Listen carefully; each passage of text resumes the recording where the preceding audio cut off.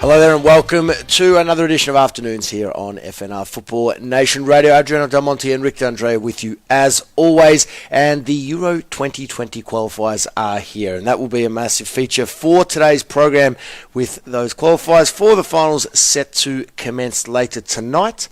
Looking forward to that, Rick. We've obviously had some international action overnight. A new look Germany taking to the pitch in action against Serbia. Our European expert, Rick D'Andrea, all over that match. We'll get to that very shortly. Plenty of transfer stories. We told you yesterday that we had a number of them, which we got through. Even more today. There have been contract extensions, big names linked away, some secret discussions underway, given that it is now an international break and the clubs don't have too much to do. There have been coaching changes at club level and plenty more. Also, a war of words between Zlatan Ibrahimovic and the legendary Class 92 of Manchester United. It's gotten a little bit murky, hasn't it? Good afternoon to you, Adrian, and all our listeners out there. It's one of those nice old debates that you'd like to see, well, to be honest. We'll get through all of that, of course. If you'd like to get in touch at any time throughout the entirety of the program, you know where to find us at FNR_radio. You can call us at any time as well, 99449999. And another of our Facebook Live captions earlier today was Piqué and Xavi international return. That's very exciting. I'm intrigued. It is. I know what it means. No, this isn't the over 35s competition all of a sudden wanting to run out on a Sunday afternoon to sort of relive former glories. It is. We'll have to explain it a little bit more. We'll get to it, but take it away with the headlines. I'm sure it'll feature in there, and we'll proceed accordingly. Rick, over to you. Thank you very much, and good afternoon again. A new-look Germany outfit have played out a 1-1 draw with Serbia in this morning's international friendly. Without the likes of Thomas Muller, Jerome Boateng and Mats Hummels, Joachim Lozman conceded from a Serbian corner after 12 minutes when Luka Jovic, with his first touch, found the back of the net. But substitute Leon Goretzka equalised proceedings with 20 minutes to go. However, there was to be one last twist, with Milan Pavkov shown a straight red card for his high challenge on Leroy Sané. And you know what? We'll discuss that incident very, very in detail later on. Well, in the other match, there was one other friendly played. A Benjamin Woodburn strike in injury time has given Wales a 1-0 win over Trinidad and Tobago. Gerard Piqué and Xavi Hernandez will headline the new Catalonia national team when it meets Venezuela in an international friendly on Monday. Piqué has accepted an invite to play for the side after retiring from the Spanish national team after the World Cup. Catalonia are not a ratified team of UEFA or FIFA. Therefore, they are permitted to play friendly games against members of either organisation or non-affiliated sides. Igor Tudor, as a name we haven't mentioned in a little while, he has been announced as the new coach of Udinese, reappointed to that role after Davide Nicola was sacked. The Zebrette currently languish in 16th spot, 1 point above Bologna, who are 18th and in the final relegation-bound position. And finally, Bayern Munich have completed an €80 million deal with Atletico Madrid for left-back Lucas Hernandez and have already paid, reportedly, $40 million, yes, half of the transfer fee. The French World Cup winner has been strongly linked to the Bavarian side since the start of the season, and a move now seems imminent with July 1 only around the corner. Adrian? That's a brief news wrap for the moment. Back to you. Big news indeed. Of course, it is an international week. And Rick, just to add one more story there, this is actual fact that has come out of the French national team press conference earlier today. I've just come across this. It was a few hours ago. Paul Pogba has commented on his future at Manchester United. Of course, strongly linked to Barcelona and Juventus this season, as well I feel half of Europe have been. But Pogba has come out and said in the press conference, I quote, "I've always said that Real Madrid is a dream for every player, even more so now that Zidane is there." You just wonder, is the lure of Zidane now going to tempt some of the bigger players of world football to maybe go across to the white of Madrid? What was the difference, though, when he was already there? Was it the fact that he was a novice and he was essentially learning on the job? The success obviously then came. Now he's come back for Chapter 2. Is that the case, that now he's an established, well, always been well respected, but at that level now? I think that's going to be the bigger question of all, to be perfectly honest. Because we've questioned that with a number of players. We have. So, yeah, you just wonder, is Zidane a lure? Is Zidane the man that might be able to bring... And it depends, obviously, if Florentino Perez wants to open up the checkbook a little bit. But is the former French World Cup winner the man that could maybe bring across a couple of pieces, a couple of big-name pieces, that previously you wouldn't have thought would have been available? And, I mean, Pogba, after the whole Mourinho sacking, you would have thought, well, he's definitely not available. All of a sudden, he's turned this corner. He's lighting up the English Premier League. And, well, he could potentially go on to win the English Premier League Player of the Season. I'm not saying he's going to now. He's in the mix. But he's in the mix. Yep.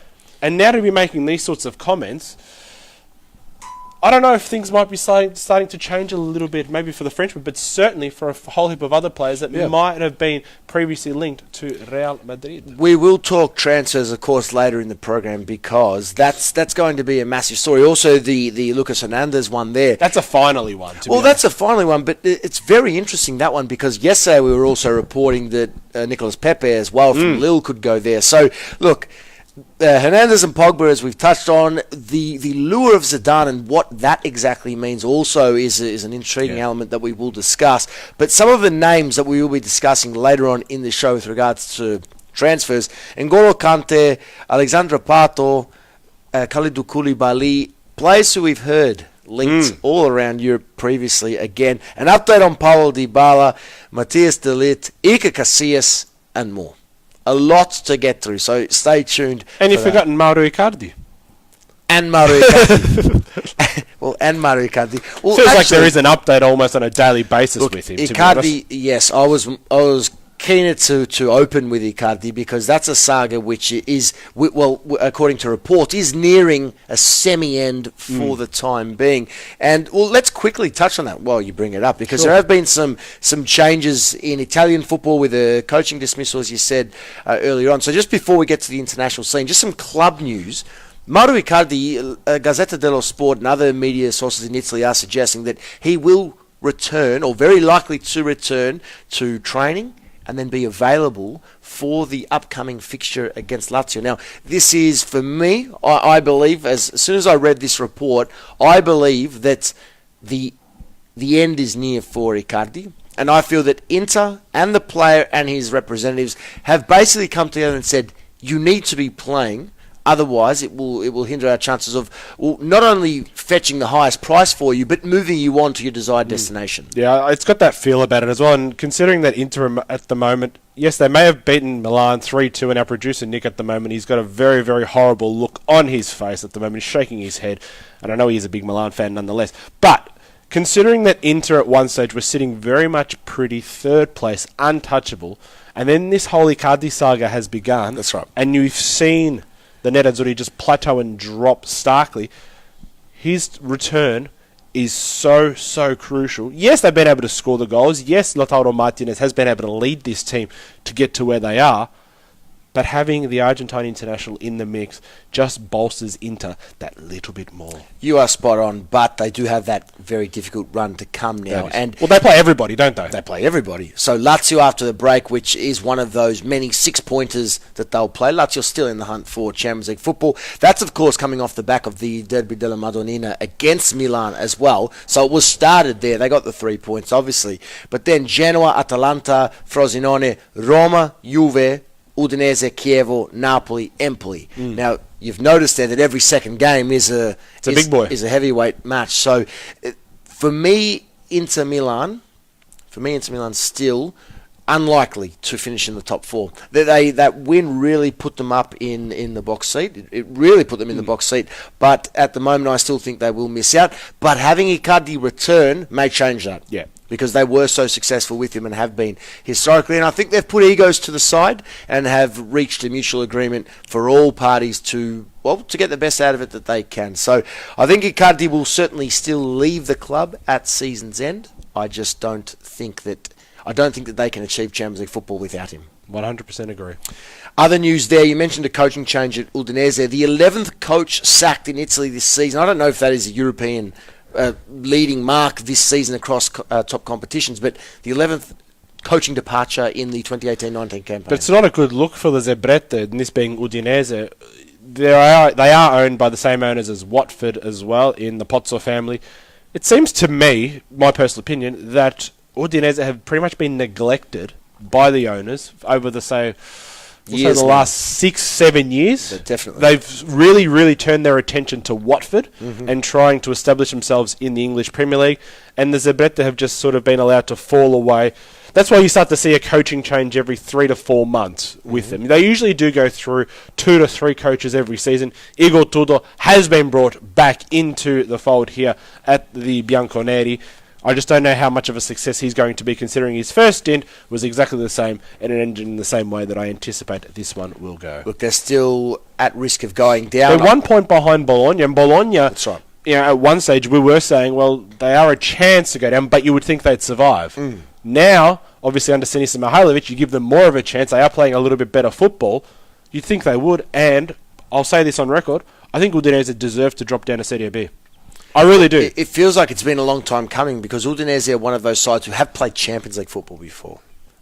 That was almost 10 years ago. To my memory, but they were always there in the mix. Right. They were always in the mix of a top 4. To my memory, they actually played Barcelona one season. Udinese went to Barcelona, and home and away they played. But point being here is that Udinese, this has been coming for some time, and it has been coming in the last 4, 5, 6 seasons, where you're right in saying clearly the owners, the Pozzo family, have favoured particularly Watford in England. Well, clearly there is more to gain financially for them, and as a result, all the better players that have been owned across Udinese, Watford and Granada, their club in Spain, who now play second-tier football there, they've all gone to Watford. That's right. And so Watford, whereas previously that was Udinese. In the 2000s, that was Udinese, not Watford. So things have changed there financially, given the dynamic of English football in contrast to Italian and Spanish football. But now Udinese, you feel that they do deserve to go down, because it has been a long time coming. But Spal, Udinese, Empoli and Bologna, the 4 teams just separated by 2 points, they're fighting for that last relegation They are spot. fighting for it, yes, but I give far more confidence in Spal staying up.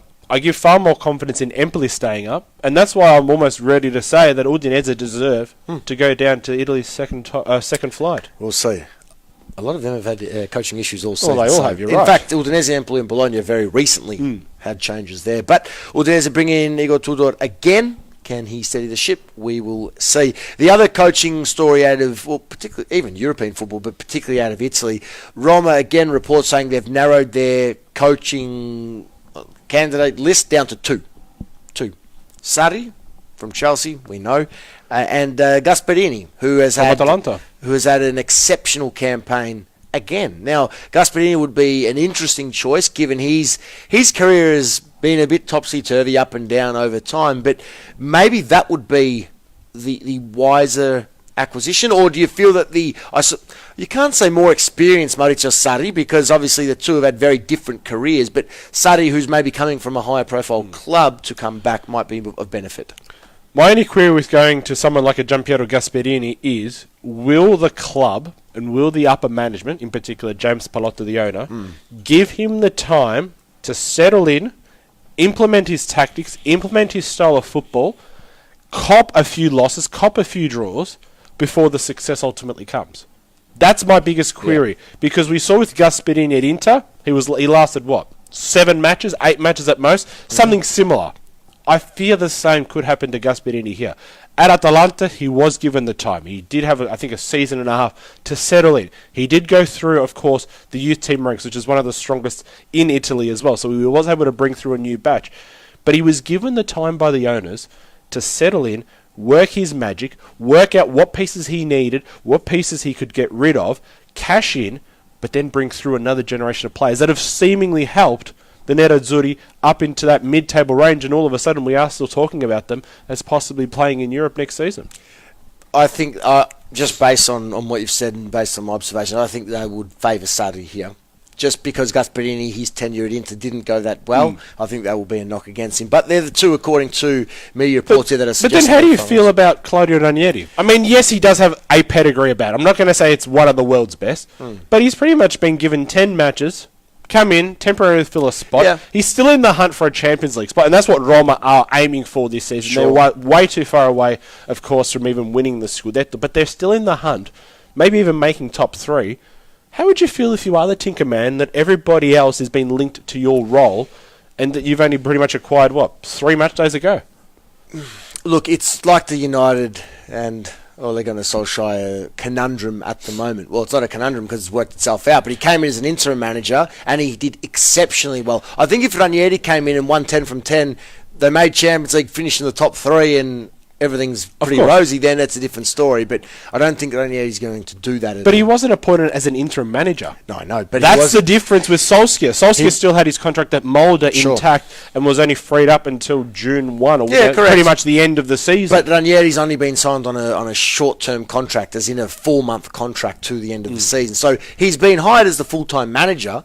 You know, when you look through the history books, Ranieri is not the interim manager for Roma, he's the manager.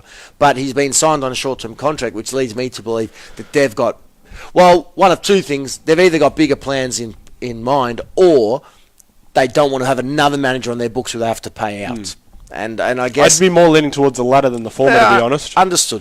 But I don't think that Ranieri is going to be the manager that's going to take Roma forward in the next 5 years. I do think Sarri could be that man. I really do. I think it's a wait-and-see approach. We also thought the same thing about Chelsea, and at the moment, how do we feel about it? You still start to question whether he seemingly is the right person for Chelsea, and, as we've half alluded to, he'll be out the door come the end of June. He will. That's extraordinary. Well, it is extraordinary given how good he was with Napoli and just how it hasn't worked out at Chelsea. The most unbelievable thing is that his side could very well win a Europa League this season and he will be out of the job. And the Europa League, of course, will guarantee them of Champions League football next season, irrespective of whether or not they finish in the top 4. So not a bad first season, but not good enough by the lofty standards of these top clubs. Hence why I feel that Roma would be a suitable destination there for the current Chelsea tactician. Last one in Italy, and we'll get to this when we talk transfers shortly, but Paulo Dybala reports saying that he will discuss his future with Juve at season's end. So the rumours that we brought you yesterday, there is something there. So that is still to come. But again, whether he stays, whether he goes, they will reassess where they're at going forward. Simple as that. Very simple. Now, let's move into international football. Obviously, Paulo Dybala back with the Argentina national team as one, but we'll talk European football because it was a key match overnight and there are plenty of matches to come. So let's shift our focus right there. And Rick, there was one key match this morning with Germany in action. Now, only a friendly, Germany up against Serbia. You had a close look at this one. I did. A few fresh faces in the lineup for Germany, a different look Germany side, but not the result they would have hoped, 1-1. But against the Serbia side, who we know that, well, they too are growing in their own right as well. Absolutely. And I think for me, I wanted to see what this Germany team could do post a lot of those big boys that have served them so well over the last decade. And of course, I'm talking about your Thomas Mullers, your two centre-backs in Boateng, and of course, Mats Hummels. Even Mesut Ozil to an extent, even though we got to see a little bit in the UEFA Nations League. But I really wanted to see how Joachim Low would adapt his way of playing football now with the likes of Leroy Sané, Julian Brandt given the keys as well in midfield, even Kai Havertz. There was a very strong feeling of a Bayer Leverkusen team in this German national team. And we could see it as well. We had Jonathan Tah in the centre of defence as well. So I was really, really keen to see how the whole package would work. And my word, where was this Germany at the FIFA World Cup? Now, sure, Serbia to an extent, international friendly. You open up the play a little bit. You want to see some attack. Well, I couldn't believe how many through passes were being put through the Serbian defence, but even the German defence. Tah and Kimmich in particular a few times, even Halstenberg, who sort of mismatched a little bit with Kimmich. I couldn't believe how many times players were able to get towards the byline, square it back, play around the box, and have shots on target. This was a very much open affair, and it could have ended 4-3. There were that many chances that both Neuer and Dimitrovic had to stop. It could have actually been on for young and old. It really could have. And it was so exciting to see Die Mannschaft play in this way. Like I said a moment ago, they didn't do this at the World Cup. This could actually be a very positive thing going forward for Joachim Low and the German national team. Germany, of course, with a friendly this morning as their first of two matches in this break, because they are in one of those 5-team groups for the Euro 2020 qualifiers due to the fact they were drawn in a group with the Netherlands, who are one of the finalists for the UEFA Nations League. Of course, the Netherlands also coincidentally eliminating Germany in the Nations League where they were relegated. So good to see there were some positive signs, I guess, from this side. No concern. Look, I know you've mentioned new look Germany side, but no concern that will perhaps against Serbia. Again, they failed against Netherlands and France, two of the very best in world football in the Nations League. No concern that they're not going on and defeating a Serbia side, again, on home soil and having to come from behind. Well, I guess there is that little bit of a concern that another top-tier team, or maybe even just a second-tier team, did take on the Germans and didn't unfortunately get the results. So yeah, you could probably read into it, but I think there's a little bit more of a change now in this German team. So you sort of have to reset how you've always assessed the German national team. And I think once you do that, then you'll start to see, okay, well, a 1-1 against Serbia is actually a decent result. It's not the worst in Wolfsburg as well, so sure. But they were able to come back as well after Julka Jovic got his first touch, scored the goal. So maybe set piece is a little bit of an issue. They did concede from that corner that ultimately the Eintracht Frankfurt scorer did poach and find the back of the net. But his goal-scoring form continues. Very, very good. I can't wait to actually discuss him a little bit later on, and supposedly the reports that are saying that a certain Spanish team have been told the fee as to what he actually will cost. I'm tipping I know who that is, but we'll get to that. Neuer in goal. That's my issue. Well, this was an interesting one that we discussed earlier on in the week, actually, as we were looking ahead to what's to come in the European qualifiers particularly. But Manuel Neuer, we're talking a new look side, and yes, if you look at them on paper, you wouldn't recognise that that's the German national team. But Manuel Neuer, again in goal. Ter Stegen did come on and play in the second half, but again, Manuel Neuer, to me, that goes to show that he's not going anywhere at this point. He's the captain. It's as simple as that. Unfortunately, Yogi is going to stick with the one who has the C around his arm. And as I've discussed previously, this will ultimately hurt the German national team. They always seem to hold on to these legendary goalkeepers for one term too many. Now, whether it be a Euro 2020 qualifier, so a European Championship qualifier, or a World Cup qualifying campaign, they just hold on for that little bit too long. Those underneath get a bit angry, get a bit stifled, and then you just see them needing to work up to that level again. So I think the timing is now. Maybe towards the end of the current club season, so we're talking June. But that's when I think the change should be made. Thank you very much, Manuel Neuer, for your services to the national team, but it's time to move on. Manuel Neuer will turn 33 next week, so he's still young for a goalkeeper. That's the point. He is still young for a goalkeeper, but clearly not at his absolute best at the moment. So Manuel Neuer plays the first 45 minutes here. Ter Stegen plays, and well, again, Neuer concedes the goal. Ter Stegen doesn't. That's right. I think it's a matter of time. But I actually think that he'll see out this Euro 2020 campaign. It seems like that sort of approach might be, whether it be the entire campaign or whether it be this June season, you'd think that he's going to be moved on or let go at a clean break type moment. Absolutely. Agreed. But just the other one that we wanted to talk about, Leroy Sané. You can tell he's so angry about and so disappointed about missing out in the World Cup. Still.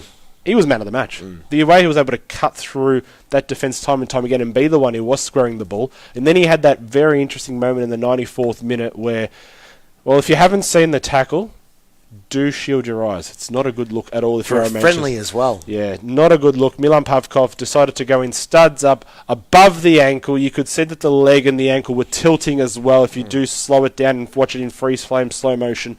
Not a good look, but he is okay. Reports out of the German camp have already cleared him of any such injury. So that's positive news there. Look, exciting times for Germany, given there are some fresh faces in this squad, but they are going to have to get their act together because a trip to Netherlands next week in their first Euro 2020 qualifier for this campaign.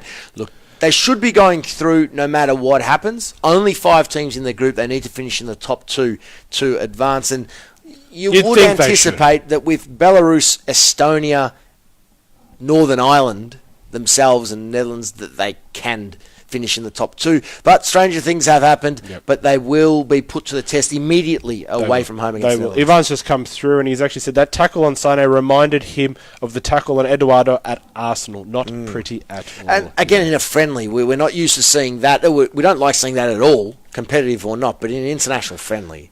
Not a good look at all. We don't have time for that, Rick. No, we don't. Well, if in case people haven't seen it, just remember back to Virgil van Dijk, Champions League versus Napoli, or Vincent Kompany, Manchester City v Liverpool at the start of the year. There were no cards for some of those. Well, we're not going there. We've had our debates on that one. We've laid it to bed. But if you want a similar sort of tackle, if you can imagine it, that's exactly what it was. Some other results in international friendlies overnight. Iraq and Syria played out a 1-0. Iraq with the win there. I love keeping an eye on the Syrian progress. Again, how close they got to the World Cup, and obviously that final playoff, which would have been against Honduras. Australia pipping them to the post. But 1-0 for Iraq. Wales and Trinidad and Tobago also 1-0 in favour of the Welsh there. Couple of international friendlies coming up tonight, overnight, which will bring you the results of tomorrow. But Kosovo and Denmark. Kosovo, one of the most intriguing stories in international football at the present time. And the United States take on Ecuador tomorrow morning. I think that'll finish off just as we commence our program. So a couple of nice fixtures there. But there are the opening Euro 2020 qualifiers all weekend. They're coming all weekend. But tomorrow morning we have some nice ones to whet the appetite. Thursday evening, Friday morning, local time here in Australia. All the fixtures live on Optus Sport in Australia. But Netherlands, Belarus. Netherlands in that Germany group, as we just touched on. This for me is the match where we're going to see where the Dutch are at from the get-go. The Dutch are clear favourites to win this group, obviously, and progress with the Germans. Doesn't seem like a tough test against a Belarus team that have had very little success historically against this side. They have had one win, actually, at their home against the Netherlands in 2007. But I'm expecting a massive Dutch performance here, and I'm expecting a big win by the nation now, who are ready to, maybe go on and win the UEFA Nations League for the first time in anyone's history, maybe go on and win a Euro 2020 and prove to the world and to Europe that they do have the best crop of youngsters on the planet. You sure about that? I am. I think the opposite. I don't think this is going to be a big win. I think they're here and they're ready to prove a point. I think there are 11 Leroy Sané's in here, all ready to make their mark. I think you're not giving any credit to Belarus. Did you forget what they did in the UEFA Nations League? Yes. 4 wins, 2 draws, yes. Here's the kicker. They didn't concede a goal. Now, sure. Rick, don't make me pull up their group. No, I'm not. What I was about to say is when you compare the Ligue A that Netherlands were in, so France and Germany, and then you compare it to Belarus, it is of a gulf in class and difference. Yes. Let me just inform the fans. Sure. So the Netherlands took care of France and Germany, the 2 reigning World Cup winners, whereas Belarus, who you're giving a glimmer of hope against the Dutch, topped the group with Luxembourg, Moldova, and San Marino, Rick. Yes, I know. I did preface this, but that form, and they're going away from home. That form has to be kept and put into some sort of perspective. Sure, it does, because they're on a very nice unbeaten run. 6 games unbeaten, no defeat since a friendly prior to the World Cup against Finland. But point being, it's a different class here, and the Dutch, I feel, will be ready to look. I'm not saying they're going to put double digits past Belarus here, but I think they're ready to really prove themselves and make their mark in this competition. They've come close previously. Yeah, that's right. That's right. But I think they'll start with a really complete 90-minute display here. And look, it's an exciting time for Dutch football fans because, well, really, since the 2010 World Cup final, it's been a very tough period. It's been very much on a downhill slope, to be honest, those last 10 years or so. This is going to be a positive time for them, and let's see if they can take full advantage. Let's see if De Ligt, Van Dijk, or Daley Blind at the back can sort of keep a clean sheet, can sort of defend for their lives. No, they will. Considering that 2 of those defenders are arguably in your top 20 defenders in the world football. Yep. And then obviously you throw into the midfield with Frankie de Jong, you throw in Quincy Promes, you throw in, of course, Memphis Depay up top. There are some very nice pieces to this Dutch national team puzzle. All right, the other match I'm looking forward to tomorrow as well, and it's, again, look, this should go only in one way, but it's a matter of curiosity to see how they respond. Croatia up against Azerbaijan. Now, Croatia, of course, there have been some key personnel changes. We highlighted that in the Nations League in 2018, but now they come in after missing out on progression to the finals with England taking care of them in their final match 2-1. How do they respond against an Azerbaijan side that, well, the last time they met was a few years ago. It ended all square, 0-0, away from home. But Croatia here now need also to start this off on the right foot. And I too am anticipating a very strong performance. Croatia in a very weak group. arguably one of the weakest groups, with all due respect. Slovakia, Hungary, Wales, Azerbaijan. So, again, one of those 5-team groups, Croatia will be expected to, I'd say, almost win every single game in this group. But just how important is his first match against the minnow of the group to really stamp their authority? Well, I think it is important because when you look at it in a couple of different ways, yes, they made a World Cup final, but then they got eliminated of the Nations League. Mm-hmm. And then when you think back to how they qualified for that World Cup, they finished second in the group with Iceland, had to go through the playoffs to get there. That's right. So they haven't had the very best record in these qualifying campaigns to get through to the big dance. Once they've gotten there, that's another story. But I think there's going to be a little bit of pressure here on Zlatko Dalic to try and get a very convincing result. I'm talking maybe a 3-4, 5-0 to really set the team up. I mean, what we saw against Spain and England for the first few games, I mean, they had that 6-0. Yeah. They had that 6-0 drubbing at the hands of Spain. That was incredible.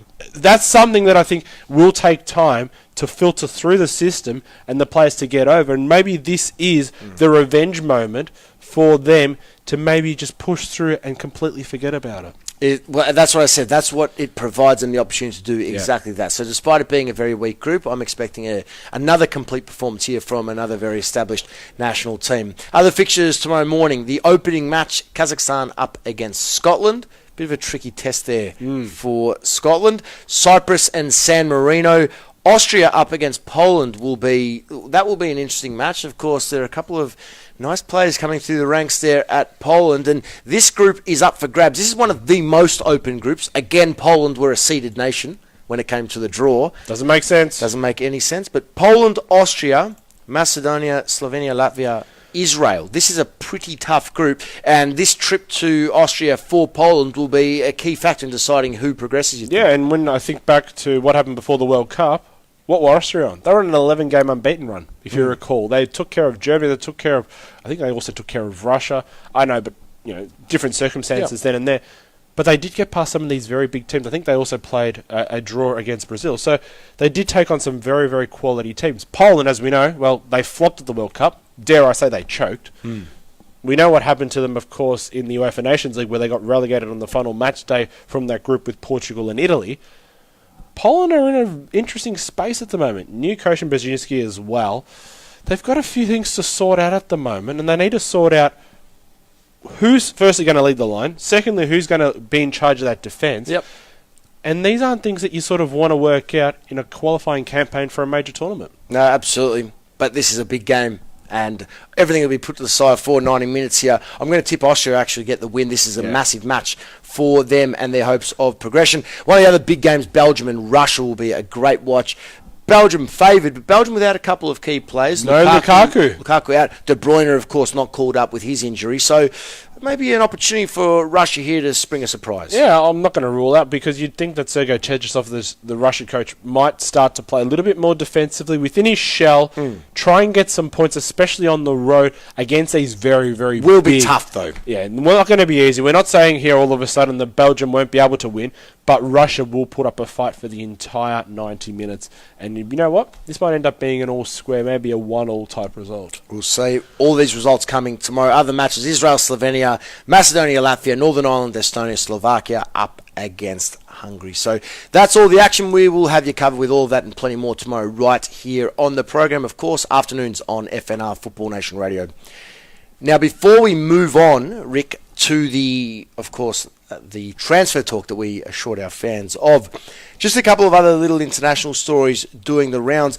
Firstly, before we get to some Euro 2020 news, some updates at England. They were already without a couple of key figures for their upcoming... I think they've got the Czech Republic and then Montenegro away. Correct. Trent Alexander-Arnold now. Back injury.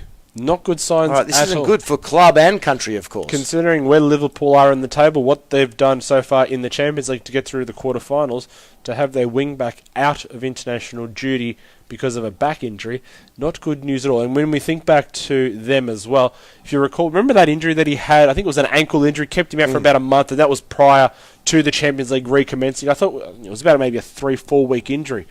It's not good news when the back end of this season now is going to be having so many quality games that you need your full team ready to go. And back injuries, as I know, as from personal experience, They might go away for a little while, but they always linger in the background. And he's so young. 19, 20-year-old. Yeah. This is not ideal for both club and country here, but another casualty for England at this stage. We are still anticipating they'll get it done. They should. 6 points. Well, they should. But again, Montenegro will be tricky. Czech Republic, always very talented. We will see how they get on there. But another blow, of course, we mentioned Belgium, Lukaku out, adding to their ever-growing list. They are still tipped to win that group. They should be. But with Russia coming over for that first match, as we previewed earlier, tomorrow morning, it will be tough. It will be tough without a couple of their mainstays from the World Cup who were so critical to their success of the World Cup. I mean, the only other thing that I can think with Belgium is they were so close to being the number one ranked nation after playing Switzerland and unfortunately going down, if you recall. You just have to wonder the mental scarring that might have on Roberto Martinez and all his team. Could that affect him in this one? I know we're sort of deviating a little bit, but when you are so close, you didn't need to lose that game against Switzerland by 5 or more goals. Right. I think it ended up being 5-2 in the end. It was just enough for the Swiss side to go through and progress to the semi-finals. You just wonder if there's a little bit of scarring in the back of the mind. You were so close from not only making the semi-finals of the UEFA Nations League, you were so close to being the number one ranked nation in the FIFA World Cup rankings. You just have to wonder, maybe, could there be a potential issue mentally in the back of the mind? We will see some big games to come. The last news from a Euro perspective, Francesco Totti this morning was announced as an ambassador for the European finals, given the fact that Rome will, of course, host some big games, including the opener. So Francesco Totti, one of, I'm sure, many ambassadors who will be utilised throughout. And good to see him still very active, obviously at club level, but now back in the UEFA setup as well. No, and his congratulations there to the former Roma talisman. Plenty more to come, of course. Now we'll switch our attention to some transfer news, but those big matches in the Euros to come tomorrow morning. So do not miss out on any of that at all. We'll have you covered with all of the results and analysis and weekend previews tomorrow here on the program. We are, of course, now back talking all things transfers on afternoons on FNR Football Nation Radio.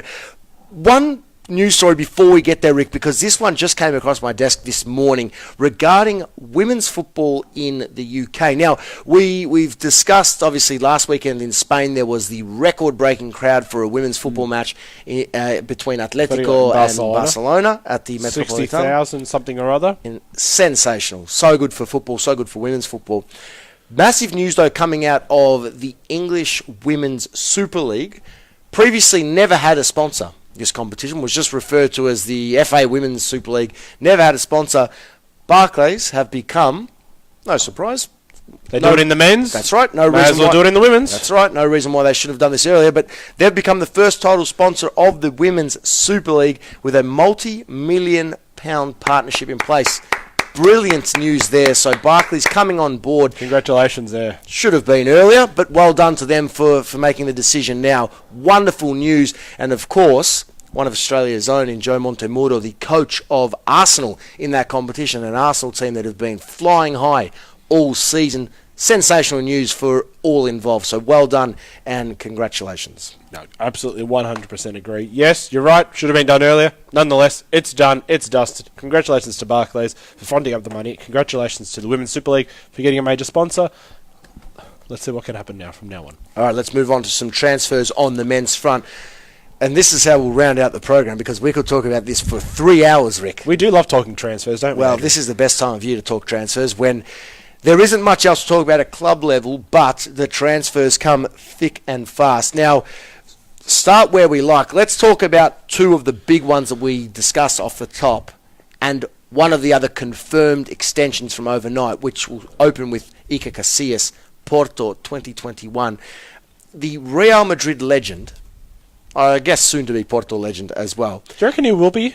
A Porto legend? He's only been there, 7, 8 seasons? Maybe a little bit more, but in and around that sort of 2007, 2011 mark is from what it is from memory. Look, the fact that he will play out his entire career with this side, the fact that he will end his playing days very likely at Porto is just sensational. He's 38 in May. He signed a 2-year extension, which means he'll be there till the age of 40.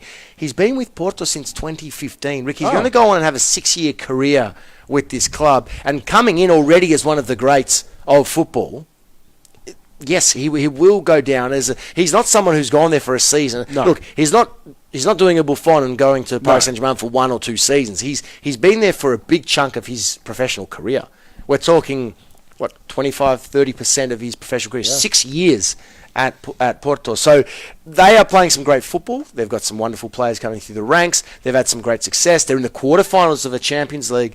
He's obviously enjoying his time there and will stay on. So congratulations to Iker Casillas. Massive announcement for Porto. And I suppose for a career that was just on its way down at that point when he did leave Real Madrid, it's obviously been the perfect fit with Porto obviously identifying that. Now, congratulations obviously to him, but I've always said it and I'll say it again, it just left me a little bit of a bitter taste, a sour mouth after he left Real Madrid in the circumstances that he left at that time. But nonetheless, he's been able to do wonderful things, of course, for the Dragão, and we wish him all the very best in the quarterfinals of the Champions League. All right, the other two big ones that we raised off the top, and one concerns his former club in Real Madrid. Paul Pogba, Zinedine Zidane. Pogba coming out and saying, well, Zidane is there.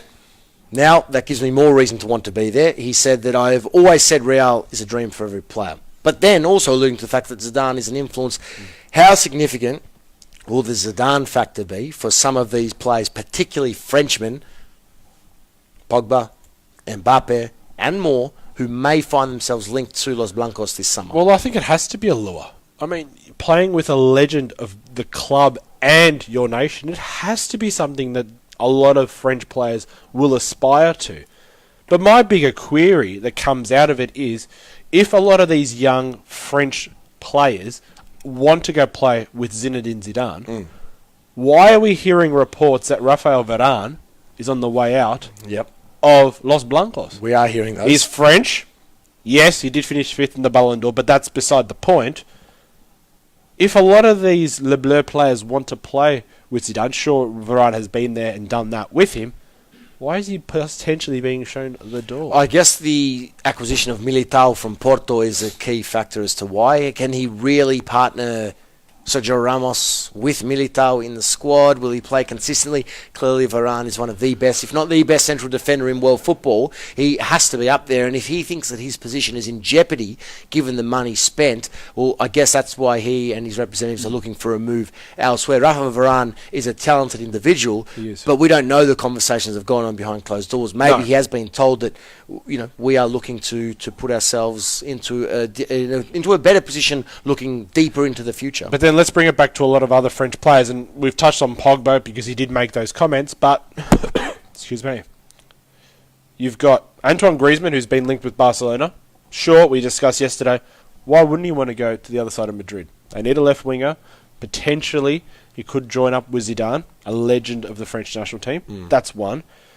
Not mentioned as much, but at one stage was being linked with a move away out of Barcelona, Ousmane Dembele. We were touting him as, well, could he go to PSG and allow Mbappe to go the other way and move to Barcelona? That could be now a potential move. Could he go from Barcelona, Dembele, to Real Madrid? Samuel Umtiti, we know that there is a revolution going on at Barcelona. Could he go across and make the divide and jump to the biggest and fiercest rivals and go into that centre of defence and join up with a Militao, a Varane, or even, you know, whoever else it happens to be at that time? So there are these sorts of patterns already starting to emerge that might see some of these French players just start to gravitate towards the bald-headed 51-year-old. No doubt at all. And again, we've brought you almost every name in world football linked to Real since Zidane's arrival, but the latest reports out of Spain are suggesting that from a defensive perspective as well, Koulibaly will be another name that will be put atop of their wish list. There were some funny scenes at the Senegalese training camp with Sadio Mane. Sadio Mane, of course, of Liverpool, walked up to the crowd, and the crowd were holding a banner that had Koulibaly on his head on a Manchester United player wearing a shirt.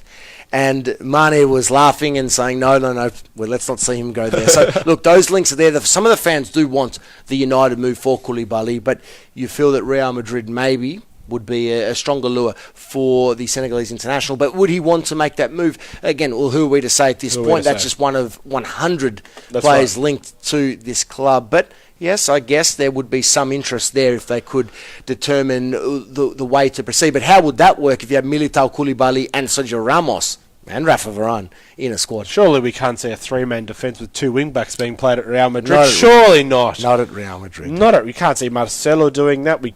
Carvajal kind of does it already week in, week out at Los Blancos, but certainly, unless they'd go and invest in another left-back who can play as that wing-back role, you'd certainly couldn't see that happening. No, not for me, but again, if they want to make some changes, I guess that would be an acquisition to make. But I can't see those four players all being at Real Madrid next season. Let's go to their fierce rivals in Barcelona and my boy Jovic. What's the story here? Luka Jovic from Eintracht Frankfurt. The reports emerging are that a fee has been asked by Barcelona. They want to know what he will cost, so they can start to plan.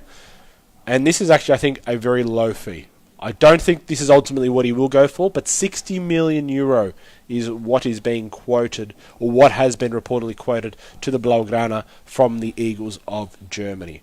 Bargain and a half, maybe even two bargains, to be honest. If you can get him for 60 million, 23. Yes, he did score this morning for Serbia against Germany, but that would be a very, very cheap acquisition for someone who has so much promise. Already double digits in the Bundesliga. I think he's on about 4 or 5 goals in the Europa League. He's backed up his incredible season from last time around. Go and get him if you can get him for 60. Really cheap. I read into some of these because, again, I do think that Coutinho could be off to United in the summer. And then you start to think about, okay, who do Barcelona have as a centre forward? Well, there's really only one. And what has happened to Luis Suarez this season in particular? He's had some serious knee concerns. He's already undergone arthroscopic surgery twice in the last 8 months. He took a month off during the October-November transfer period. He's already taken off another few weeks with an ankle as well. He's not as sharp as he used to be. We know he's run in the Champions League and the drought that he was involved there in terms of not scoring goals away from home. Maybe this might be the time to start to look towards another centre-forward, an emerging one who has started to put some runs on the board. No doubt. And that's why I feel that would be a nice rival if they could pick up Jovic, particularly at that cut price deal. But if he is 60 million, wouldn't half of Europe who want a centre-forward be going after him? Yeah, they would.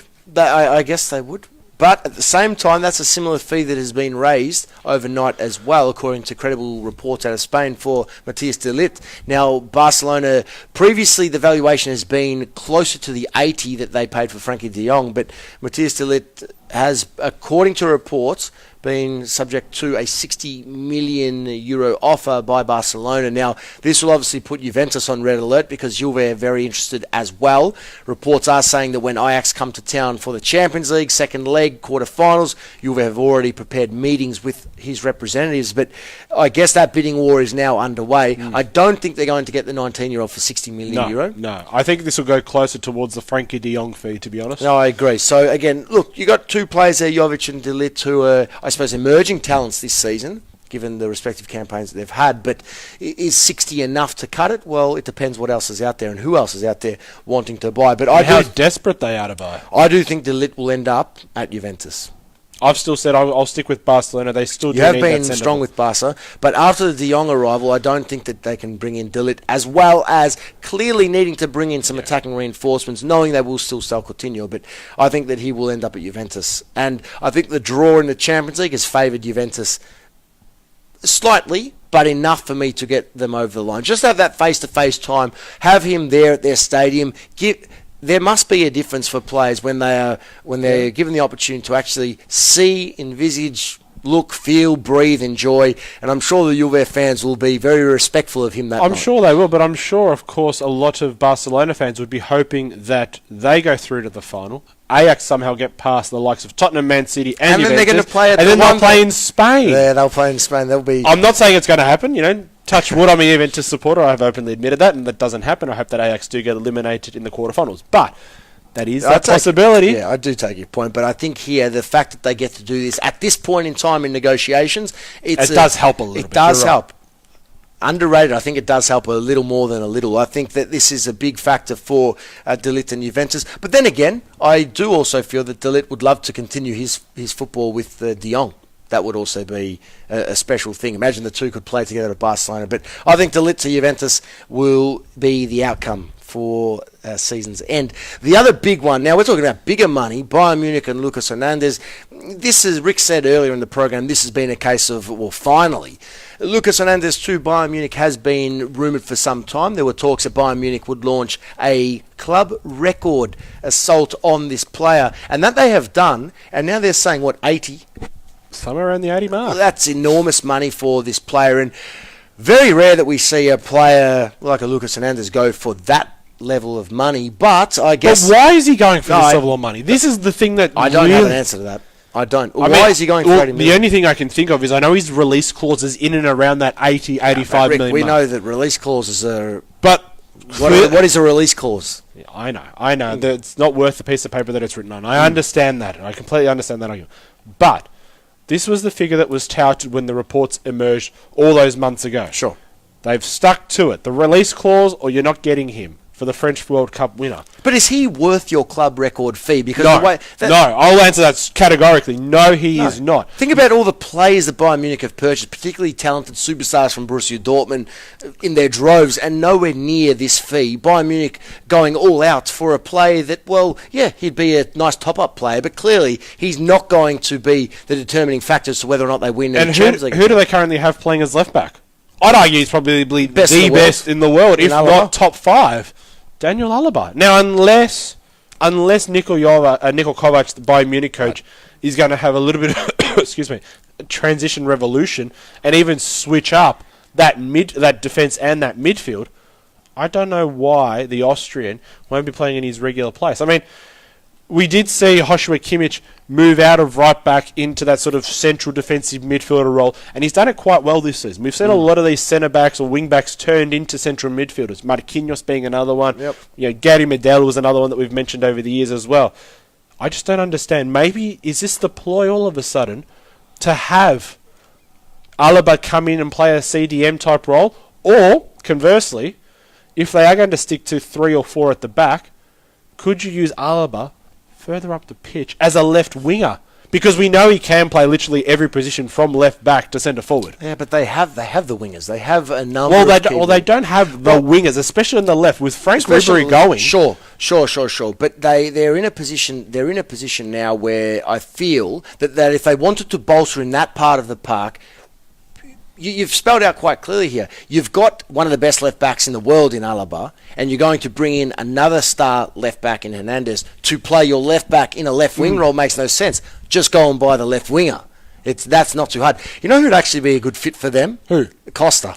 Douglas Costa. But he was there at one stage. Remember? I'm saying he could return. The former player Douglas Costa could be a good fit back at Bayern Munich in his customary role there on a wing ahead of Alaba, and those two could work together. I don't see the point in purchasing Lucas Hernandez at that price. I think that's, given some of the good business that Bayern Munich have done, we know that they've bolstered in other areas of the park, bringing in some younger talent. This potential arrival, for me, doesn't sit well. No. And if they have other plans, sure, but unless they're planning to move Alaba on, that's the other thing that sort of does come up. Could they finally cash in on the Austrian? It could be the summer of the left back. Marcelo linked away, Alexandro linked away, Hernandez now making a move. There could be a bit of a domino effect here with left backs, but I don't see the point in that because left back is not an area of the park that Bayern Munich are weak at or have been weak at ever. Well, I mean, we have seen Alaba in particular with all those overlapping runs. They've had some very famous left back, Lizard Azul being one that always comes to mind. They're always very good at full-back position.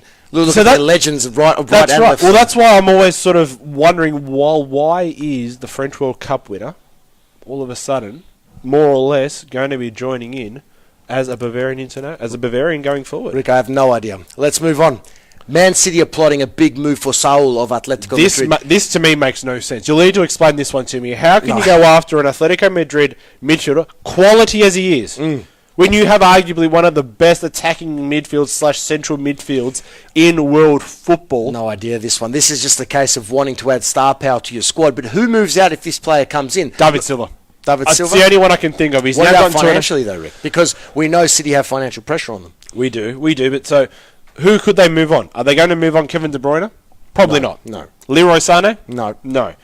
Bernardo Silva, who's really taking his game to another level. They've all been in Riyad Mahrez, no. No. Are they going to get rid of the two strikers in Sergio Aguero or Gabriel Jesus? No. So getting in Saul, what's he going to do? Is he going to play? They're not going to get rid of Fernandinho, who's arguably the best player Are they in the going world. to play alongside Fernandinho or replace him on occasions? Fernandinho's arguably the best player in the world in his position.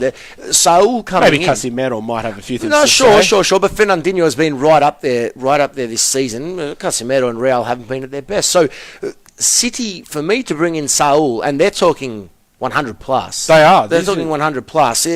For me, that doesn't make any sense. And City, given the financial pressure they're in, unless they move on two of those players, or three, yeah. How are they going to balance the books? Yeah, they're already facing this potential transfer ban, and now credible sources saying that they're linked to Saul for 100 million. That's absurd. But I think this then brings up another discussion point. We touched on it with Lucas Hernandez. We've touched on it with Saul. Are Atletico Madrid the new Seville or the new Monaco? Or the new Porto? It's getting to that point. It's getting to that point now with Atleti where they have become this club that just sell star players. I feel that eventually, and the final piece of that puzzle will be Antoine Griezmann, but the nucleus of that club is now being sucked out of them. We know that Diego Godin will join Inter, according to what reports have said. The pre-agreements that have been supposedly There's a pre-agreement deal done. Diego Godin, who has been on par with Griezmann, as important as any player to Diego Simeone at that club. Agreed. Diego Godin has been one of the best central defenders on the planet this decade, and he's been key to their success. But with exception to their defensive unit, all the support that he's had back there, and Griezmann, it's been a revolution of changes. There's been a revolving door every season, and players have come, players have gone, but Diego Simeone, Griezmann, and that defensive unit have really been the core of this squad. Even you throw in Koke to an extent as well. He's come through the ranks. Look, there are a couple of others, obviously, but those 5, 6 with the coach, that's the squad right there. So the second we see a few stars move out the door, whether it's Saul or a few more youngsters that they've brought through, and then Godin and potentially Griezmann, who's still linked away, Atleti they'll drop back down to where they once were, and we'll see Atleti, in my opinion, coming seasons drop back down to, I suppose, where Sevilla, Valencia, Villarreal are at. You're not going to go as far as saying they could do a Monaco from the first half of the season? I don't think they'll do a Monaco, but I don't think they're going to be anywhere near the top 2 in a few seasons from now, particularly if the reports are true and that they do lose Godin and Griezmann, who I'm certain will leave in... Well, it's actually his birthday today, so happy birthday to Antoine. Antoine Griezmann. He's turned 28 today. I think he will leave at season's end. But regardless, they're going to lose Godin. Other players are getting on, and Simeone, who knows what his future holds. Yeah, they are fast becoming a selling club. And they have made a lot of money from these sorts of acquisitions, but you just wonder, could there be a tipping point? Could there be one too many players that ultimately do go over the next 12 to 24 months that could see Los Calconeros just drop right off the high mantle and the high peaks that they once had? Latest reports out of Germany as well are saying that Bayern Munich are also targeting Antoine Griezmann. So, look, his future, he'll be wanted everywhere. He's one of the best players on the planet. Where he'd end up, if I had to pick the best possible destination for him tomorrow, I'd say it would be Barcelona. I just think he'd suit Barcelona alongside Messi and, whoever else came or left, whatever the case was. I think that Griezmann would be a top acquisition for them there. I don't think I've got a favourite destination for Griezmann at the moment. I think he'd suit just about any club in world football, to be honest. He would suit anyone, but I don't think Griezmann to Bayern Munich would be the perfect fit. I don't know. Don't know. He'd be fine anyway. He'd be fine, I'm sure. He'd be fine. I'm sure he'd work very nicely with Serge Gnabry on the right, Robert Lewandowski up top, and of course him on the left, and anybody else that they decide to purchase over the next few months and weeks and days and whatever. A few other stories just to wrap up. According to a couple of sources out of France, Real Madrid and Juventus have joined Paris Saint-Germain in the race for N'Golo Kante. Interesting one. Kante has been linked away from Chelsea for large parts of the season, not really working alongside Jorginho, who is the new arrival there in the heart of midfield. He's so talented. Does he move on, or do you think maybe this arrival with Sadio maybe moves on? Well, the issue is with Chelsea is they've got a 2 transfer window ban. So you're going to get rid of one of your big pieces that is worth so much. He's a prized asset because you can't replace him. Unless you bring in one of your loan signings that you've sent out for the last few seasons, you can't replace him. Bit of an issue there. But yeah, you're right. The Jorginho / Kante midfield has not worked. Hasn't worked as well as it looks on paper. No. Alexandre Pato, of course, former AC Milan star, was formerly with Tianjin in China, terminated his contract. He's off to Sao Paulo. They're very, very excited there. I found out on Twitter last night, Rick, the Sao Paulo fans looking forward to his return. And very last one out of Paris Saint-Germain, Toni Kroos could be a target for them in the summer, leaving Real Madrid. About €70 million, the fee that is being linked at this point. How that works, how they afford that. Wait and see. Wait and see. All right, on that note, we'll leave things there. Plenty more coming up tomorrow. Euro 2020 recap and previews of all the weekend action. So join us at the same time. For now, for myself, Adriano Del Monte and Rick D'Andre, this has been Afternoons on FNR Football Nation Radio, your voice of football in Australia and right around the world. Until next time, it's goodbye for now.